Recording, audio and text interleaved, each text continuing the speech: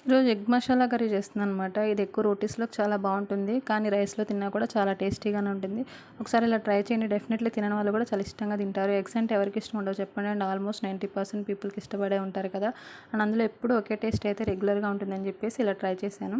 First అయితే ఎగ్స్‌ని boil చేసుకొని ఇలా హాఫ్‌గా కట్ చేసుకోండి. అండ్ టమాటా, పచ్చిమిర్చి అండ్ కొత్తిమీర కలిపి పేస్ట్ చేసేసుకోండి. ఇందులోకి మనం చిన్నుల్లిపాయ అండ్ అల్లం కూడా వేసుకుంటే ఇంకా టేస్ట్ బాగుంటుంది. ఒకవేళ స్కిప్ చేసేవాళ్ళు అనుకుంటే స్కిప్ చేసేయచ్చు. మనం మామూలుగా అల్లం పేస్ట్ వేసేసుకోవచ్చు.